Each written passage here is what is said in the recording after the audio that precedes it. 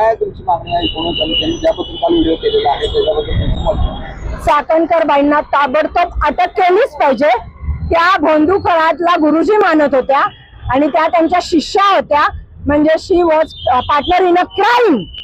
त्यामुळे तिला अटक ही झालीच पाहिजे. आणि त्यांनी काल जो व्हिडिओ केलाय तो त्यांना पुन्हा राजकारणात येण्यासाठी, पुन्हा ऍक्टिव्ह होण्यासाठी केलाय. आणि तुम्ही काय कोर्ट कचेरीची भीती दाखवता आम्हाला? आम्ही तयार आहोत, कुठल्याही कोर्टात बोलवा. आमच्या महिलांच्या रक्षणासाठी, सुरक्षेसाठी आम्ही सर्व गुलाबो गँग, सर्व महिला रस्त्यावर उतरलो आहोत. आणि आम्ही देवाभाऊंना विनंती करतो, देवाभाऊ लाडक्या बहिणींची जर तुम्ही खरंच रिस्पेक्ट करता तर रुपाली चाकणकरला अटक करा. महिला आयोग अध्यक्ष रक्षक असते, भक्षक नसते. त्यामुळे तिच्यावर कडक कारवाई झाली पाहिजे.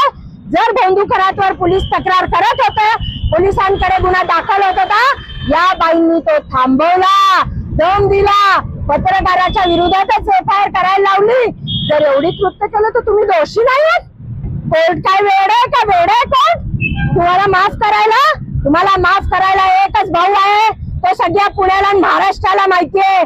पण आता चालू देणार नाही. आता महिला रस्त्यावर उतरल्यात, यांना अटक झालीच पाहिजे.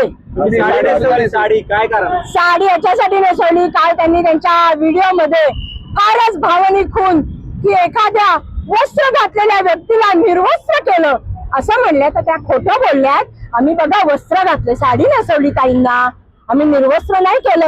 आणि तीनदा आंदोलन घेतलं, एकदा जोडे मारले, एकदा काळ्या फसला, तर साडी नेसवली, ती पण हिरवी झाक साडी नेसवली.